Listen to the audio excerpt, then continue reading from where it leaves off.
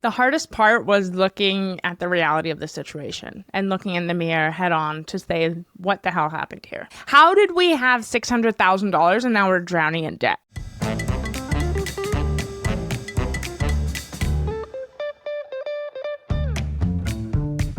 Gloria Steinem once said, "We will never solve the feminization of power until we solve the masculinity of wealth." Barbara Provost and Maggie Nielsen are the team at Purse Strings that will help you navigate the ins and outs of financial independence so that you can be financially fearless. This is Women in Money, the shit we don't talk about. Haley, welcome to Women in Money, the shit we don't talk about. We are excited to have you on today. Before we dive into this episode, could you give us a little bit about who you are and what you do? Yes, of course. First off, thank you so much for having me. And I love the name of your podcast. It's just very to the point. Everything we need, things we weren't taught. I love it, love it. Okay, so a little bit about me. My name is Haley Brownwoods, and I am an accredited financial counselor, which sounds super legit and awesome. And I help people pay off debt and do all of that. But my story actually started with my own debt-free journey that led me to doing what I'm doing today. I'm actually a former elementary school teacher, and my husband and I, when we first met, we met online and hit it off really fast. And my husband received $600,000 from a wrongful death lawsuit payout after his grandma died of mesothelioma. So if you think of the commercials that are like, call 1-800, whatever, if you know someone who has basically that's the situation. And his grandma had contracted mesothelioma. She passed away, and the family filed wrongful death lawsuits against like how she got it and won millions of dollars. And my husband's father had passed away. So whatever would have gone to his dad went to his heirs. So my husband, my brother-in-law, and sister-in-law each got $1 million. But after the lawyers took their cut, yeah, it was $600,000 a piece. So let's just talk about how we're all in the wrong field. That's 40%. I'm like, that's a lot of money.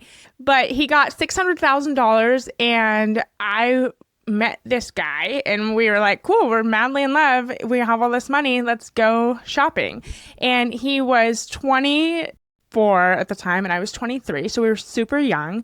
And a little context into how we were raised. We were both raised by single moms, low income situations. They did the best they could given the situations and the knowledge that they had at the time.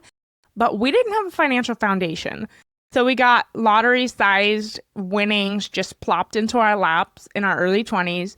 And we spent a lot of money very quickly. We blew through the $600,000 and then got into over $220,000 within a 3.5-year period. Wait. Stop right there. What did you spend this money on? I just have to know. It has to be something good, right? Well, I mean, we did buy a house, but like we live in the San Francisco Bay Area.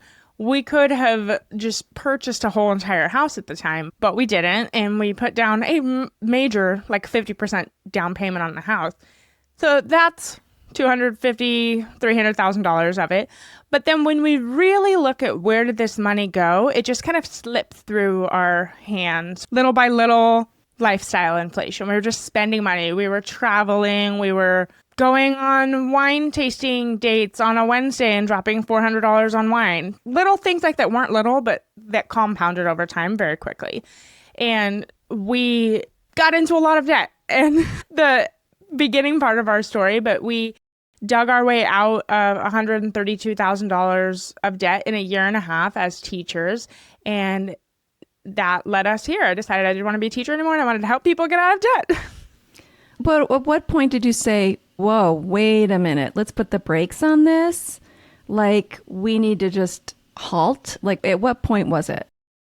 Well, I was pregnant with our first child, and we were both done with grad school, making the most money we'd ever made. We were public school teachers, so we weren't making a ton of money, but it was the first time we had salaried incomes. And in California, teachers get paid once a month. So we got paid on the 30th, and by the 8th of the month, we had no money. So I went to Costco, I went shopping, got some groceries, and I came home with some pumpkin muffins because that sounded good because I was pregnant. And then my husband and I got in an argument over having purchased the muffins, and it really wasn't about the muffins. We didn't have $7 to be spending on muffins. We were out of money. Everything was going on credit cards. And so that was our wake up aha moment of like, what is happening here? We need to fix this quickly because it's going down the wrong path. Got it. The muffins every time. Yeah. And so looking back, what was the hardest part of facing this money situation? And how did you find that courage to take that first step? As I know it's not easy. The hardest part was looking at the reality of the situation and looking in the mirror head on to say, what the hell happened here? How did we have $600,000 and now we're drowning in debt? Just having that really uncomfortable conversation with myself and with my husband to figure out what is going on was really the hardest part. Because once we got going and we saw how bad it was, we were pretty motivated to get out of debt. But facing the reality was very difficult in the beginning. Was there a lot of resentment around the situation, or like what was your emotional state on that at that time? I wouldn't say resentment, but there was a lot of guilt and shame associated with it. You don't know what you don't know. And at the time, I was just looking at the facts and the numbers. There was $600,000 and now we're negative 220. That means we spent $800,000 in 3.5 years. How did that happen? And when we took a step back and we started doing our own research and talking to other people, we realized that this is very common. When people get windfall money that they are unprepared to manage, they're not going to manage it. They will mismanage the money. They will spend it. And windfall money can look like a $5,000 tax refund that's gone the next month, or it could look like an inheritance from a parent or grandparent. It could be $10,000, or it could be $100,000, or $1 million, right? But if you're not ready to spend the money or to manage it the right way, it will be spent. And when I started doing research that looked into the people that win the lottery and the music artists and the sports people, football players, basketball players, 70% of people that get windfall money like that will end up filing bankruptcy at some point. That is a lot. That is a lot. So once I realized we were not alone with the behaviors and the things that we did, that helped me really move through the guilt and the shame and realize, okay, I'm not stupid. I'm not bad with money. I did what majority of people would have done. We always ask people, what would you have done if you got $600,000 at 23? And people want to say they would have bought a house or paid off their student loans. And I'm like, what would you really have done? Like, let's be real here. It is hard. And I think about those times where I did get like a tax refund and all of a sudden I thought I was going to do all these great things with the money and then it was just gone. And I was like, wait, I thought I was going to use it to pay down debt or build that emergency fund or invest. But all of a sudden it's like disappeared. And that's true, is you don't always know what you spent it on. It doesn't always add up. I've seen that with so many athletes, especially those young ones who are like 20 out of college playing for their first sports team. And all of a sudden it's like no money to hundreds of thousands and poof, it's gone. It's like a magic trick. All right. So you put the brakes on. You ate the great muffins. You had conversations with your husband. Then what? The muffins were really good. We did what most people do when they are in a situation where they're trying to get out of debt. We did a little research and we said, Google, how do I pay off my debt? Dave Ramsey pops up. This was 2019. One of the biggest names in the personal finance debt community pops up. So we started listening to his podcast. We listened to his audiobook and we realized, okay, there are other people paying off a lot of debt. We can do this too. So that was the first boost of motivation. And then we went full speed into paying off our consumer debt. We do still have student loans, but that's a whole nother, we just don't care about them at this point. But we paid off a lot of our debt very quickly by doing our own journey. We did things I kind of don't really recommend for a lot of people. We cashed out some retirement. We sold everything that we possibly could. We sold a car. We downsized. We did a lot very quickly. And also it was during the pandemic. So it was really easy to not spend money when you're locked in your house. And we also got second and third jobs and just put every single penny towards our debt as fast as we could. I like that you made some of those bigger moves, as sometimes it's always like cut the coffee or these like $5, $10, $20 switches, but like selling a car, that's a nice big move that can move you forward. Same with the house. Those are big things where sometimes people say like, are you kind of drastic? But like, if you want to move ahead quickly, these are the things that need to be done. It's not, calling your phone bill and saving $20 a month is great. I encourage you to still do that if you can, but that's not going to get you that $200,000 paid off. And so I love how you guys made those big leaps and not just the picking apart the minuscule things and taking all the muffins out of life and then somehow all the debt is paid off. Yeah. And we sold our house and moved to a lower cost of living area after we paid off $132,000 of debt. After we did that, that was like the final move for us to really get things going. And then we were able to fortunately take a ton of equity because we put a lot of money down on the house. We were able to take the money and then fund our savings and put money into sinking funds and our emergency fund and fund getting my business off the ground running. Looking back at that, I'm thankful that at least we bought a house originally because we were able to get some of the money out when we sold stuff, including the brand new car that we got. We had a brand new 2018 Runner that we bought. We were able to just sell and liquidate $30,000 very quickly, even though we lost a lot of money on that. That was a big move when you're looking at getting things done quickly.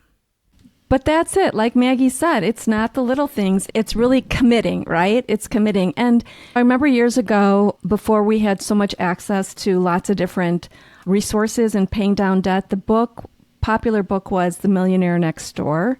And the way The Millionaire Next Door is they never bought a new car. They lived below their means. They weren't building the McMansions at the time, the big houses. They were just living in a house that was just fine for them. And so a lot of it is that. And it sounds like you went to that place where you didn't need that car. You didn't need those bigger houses. And when you downsized, it was fine and it was more manageable and you were able to pay down that debt, which I think makes so much sense. Yeah. And now we drive a 2007 Honda CR-V. I mean, that car is about to be 20 years old, but it's great. It's so sturdy, you guys. I got to tell you, we went through a generational snowstorm where we live that had trees falling all over, like on houses and on cars. This 2007 Honda CR-V survived massive trees falling on it. Like USAA totaled all of our other stuff. They didn't total this car. They were like, that thing's good to go. They just replaced the hood and it got the most boom. Wow. I mean, it had the weight of the tree on it. That's impressive. So we are not sponsored by Honda CR-V, but if they would like to sponsor us, they certainly can. Thank you. So for other listeners who are stuck in debt, like what are some ways to help them feel less shame about where they are or start moving forward from where they are? When trying to focus on healing the shame and the guilt that you feel with your debt, the biggest thing that I recommend is naming the feeling that you're feeling. Name it to tame it. How are you feeling? Why is this happening? Where are you at? When you can do that's where you take the look in the mirror and you can kind of work through it, because this is, for the most part, not really a numbers problem when you're feeling the shame. That's the mindset in your relationship with money. And that's the hard part when it comes to healing all of it. You can pay off debt as fast as you can. Cool. But it's going to be kind of worthless at the end if you feel terrible about yourself, you're not able to enjoy your money, and then you just binge spend because you have so much resentment about the process. We can't do that. So we really need to work on healing the shame while we're paying off our debt so that when you get to the other side of being debt-free, you can actually enjoy your money and do it without guilt, because the guilt leads to shame. Yeah, I love that. Name it to tame it. That's awesome. And so let's dive into then you kind of creating your business, Price of Avocado Toast. What encouraged you to do this? And tell me a bit more about the name as well. Price of Avocado Toast is, it was named from an Instagram poll. During COVID, we were paying off our debt with so much vengeance. We were doing it as fast as we could. And we were talking about it all the time to all of our friends and family. And they were like, could you just stop talking about this. We don't really want to hear about it anymore. We were like, this is so fun. Look at us. We paid off an extra $500, or we paid off this one little student loan. Go team. And people just couldn't care. They were so over it. So we decided to start a podcast during the pandemic, during the original shutdown, when people were literally at home doing nothing. And we wanted to talk about our own journey and just kind of normalize conversations about money, because we were getting so excited about this journey we were on. We could see the future and the ending, and we were dreaming big together. And everyone else was like, why are you guys talking about this? This is so awkward. Why are we talking about debt and money? And we shouldn't talk about this. This is something that stays in the house. You don't publicly do this. The shit we don't talk about, right? Exactly. You don't talk about it. And when you do, it's inappropriate. That's what we've all been told, right? And so we decided to launch our podcast, and I went on an Instagram poll and said, hey, what do we call this? We want to talk to millennials about debt. And Price of Avocado Toast was born that way. That's kind of how it originally started. We started with just a podcast and zero intentions of starting an actual business or anything else. We just wanted to document our own journey. So we started that in June of 2020, and then we continued our own journey. The early stages of our podcast are really just us talking about our journey, how we're paying off debt and everything. And then we get momentum going. We started working with our own financial coach. We decided to sell our house. I decided I didn't want to go back to teaching. I was on maternity leave at the time. And I said, maybe I will do this financial coaching thing someday. That'd be cool. It'd be cool if I could teach people about how to pay off debt and do this in a one-to-one space. And then I kind of just left it there. And on our season 1 finale, my husband announced, Haley's going to start her financial coaching business at the beginning of season 2. And I was like, okay, cool. I guess we're doing this. And we had sold our house, and we had a little bit of extra money to kind of supplement my income while we got things going. And I was like, we're doing this. We're just going to start my business. I mean, why not, right? So we had a year under our belts with the podcast of creating a community and having some listeners and followers on social media. It was nothing big or anything at the time that we started, but we got going pretty quickly because of the trust that people already had. They had already heard me talking about my journey. I have yet to hear a story that's worse than mine. So people can easily come to me and say, hey, I'm in $50,000 of credit card debt and I'm feeling really bad about it. And I could say, great, let me help you through that. I blew $600,000. So there's zero judgment coming from me. And I think that they trusted me much faster because of that. They knew my story. They knew the things that I talked about where I said, hey, I messed up here and here. Let's try to do it better. And I started my business in August of 2021, like a year after we started our podcast. And here we are. My husband now does this full time he has since left teaching as well. Wow, I love that. So it shows debt's an issue, right? Guilt, shame, all of this is an issue. I think it stems from what you said at the very beginning of the broadcast. No one taught us about how to manage money. Financial literacy is not taught in schools. It's a tool, like driving a car. It's like someone gave us the keys and didn't give us the rules of the road. And there's a lot of shame, especially at women, around money. And we, like you said, also, no one wants to talk about it, right? It's taboo. It's culturally not okay to have conversations like that. But that's why we're having these conversations today. Exactly. Because we need to start talking about money. If we're not talking about it, we're not learning about it. Haley, I love your story. And I think you went through that for a reason, because you can say to people, you're in debt $50,000. I respect that. And your shame and your guilt that comes with it happened to me. 600,000, we can do this. We got this, right? And people probably go, phew, thank goodness I'm with somebody who's been in my shoes multiple times over and can help me and has strategies. So what are some of the first things you do to help people work through this? The very first thing that we do is we do a whole entire session about how you grew up. Tell me about your mom. Tell me about your dad. Were they married? Were they divorced? Are they still alive? Do you have siblings? Are your siblings still alive? And that all leads to, oh no, my dad left when I was 5. Or my mom passed away last year of cancer and I got a $5,000 thing. Okay, cool. Let's talk about that. Because every single thing leading up to where we are today has created our relationship with money. And kind of going back to our own journey, we started with Dave Ramsey. We got really good at paying off debt. That was cool. But there was a massive disconnect between life after debt. Anybody can pay off debt, but how do you stay out of debt? That's the hard part. And you stay out of debt by looking at how you got into debt. And I wanted to create my program. I wanted to create everything with the lens of sustainability, like sustainably paying off debt. You have a chunk of time, maybe 6 months or 5 years where you're hammering this out, but then you have 50 years after this. How do we sustain this so you can enjoy your money and have it be something that doesn't feel bad? And that has to come from the initial reflection. So the very first thing we do is look at how you were raised in sections, like childhood, and then your first job, and then the college years, and then were you married once or twice before? How was that? And then your current marriage, if you're married, all the way up until today. Really helps people say, okay, wow, that makes a lot of sense. I can kind of start to see where this stems from.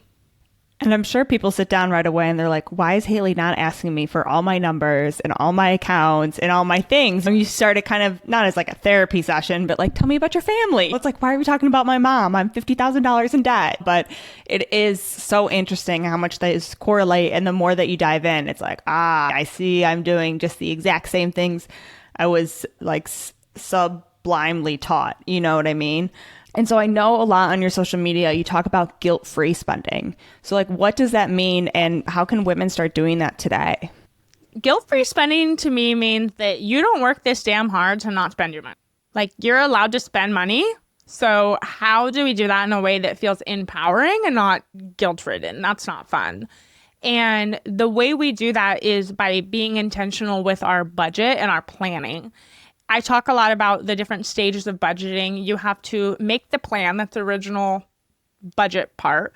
And then we have to actually track our spending to make sure are we on track with phase one? The first thing we did, we made a plan. Are we even on track with that? And then the third piece is reflection. And if you get to the third piece and you're reflecting, oh, wow, I went to Chipotle and I got a pedicure with my friends and I got a massage and I didn't plan for this all during stage one. Why did I do that? Where did my money go? That is where the guilt and the shame starts. So if we can intentionally put those things that you are just quite frankly going to spend money on anyway, let's be real. We have to be very realistic. You're going to spend money on it anyway, put it in the plan.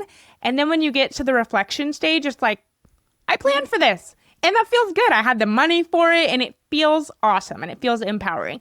And that has to come from also this lens of value-based spending and what's important to you and how you're going to prioritize those things. Everything can't be a value. If everything's a value, nothing's a value. But if you can intentionally put the things you value into your spending plan, you will feel so much better about it. And then the guilt just won't be there. Yeah, definitely. And I think that's the biggest thing is so often we try to create these budgets that are like not realistic to who are I'm never going to go out to eat. Okay, well, we know that's false because I go out to eat 3 times a week. So like, we're not going to 100 to 0 real fast. Like, you've got to be realistic. And so I think that's even the harder part to accept is right at that beginning. It's like, I am going to spend this money. It is the way it is. It's just, don't lie to yourself. Yeah. So I'm curious about some of your success stories and what are some big money moves people have made through your coaching? So paying off debt is super cool. Love that. I love to brag about how my clients have paid off over $3.5 million of non-mortgage debt. That's really awesome. But I think the bigger things are beyond money.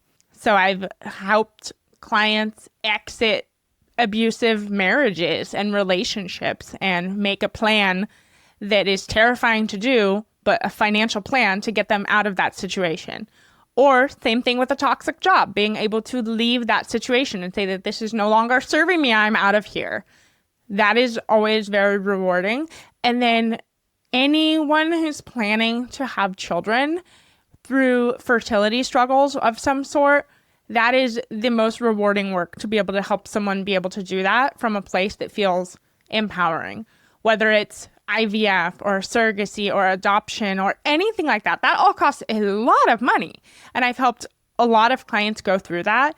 And at the end of the day, I get to look at them and be like, that kid is here and you don't have a bunch of debt because of that. Because no one wants to feel the pressure. Anyone who goes through fertility struggles, they usually are not feeling resentment of that debt if it is debt that they acquired through IVF. But it is kind of this pressure on them. It's still there, right? And if you can do that and do it from a place of, oh, I have the money, I plan for this, feels good, then everything just feels so much lighter. Now you got your family, you got your baby, everything is here, and the financial stress is not there. Now we can make the plan for you to afford to have the child in childcare and move forward, or maybe have more kids in the future. And those are my favorite success stories because money is cool all day long, but those are transformative life things. You can make money and spend money and pay off debt, but when I see people doing truly life-changing stuff like that, it just feels so good to be a part of it. Well, I would like to ask, what's one habit or mindset shift that really makes a difference for someone trying to get out of debt? That's a good question. I feel like we need 5,000 habits and mindset shift.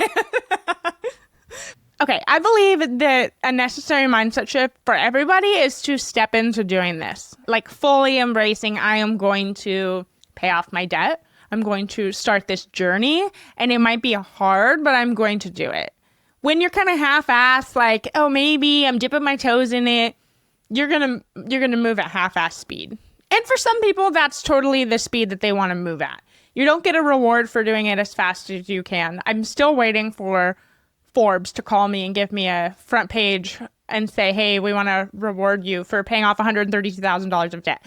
It doesn't work like that. But when you fully step into it, and if you're in a relationship with a partner, if you guys do it together, you are unstoppable. That is the mindset shift. And it happens in your brain. All of the behaviors will follow. The habits will follow. You have to really embody, I am someone who pays off debt. I am doing this. I feel like I hear so many of these stories, and it's so interesting of so many of their couples, their partnerships. And it's like you really needed each other to lean on for those days that are hard, to encourage each other to move forward. And like, yes, we got into this together, we'll get out of it together, but it's really just this teamwork. And so I think it's great, even if someone's single and doesn't have that partner to lean on, they can lean on you to kind of have that support as well.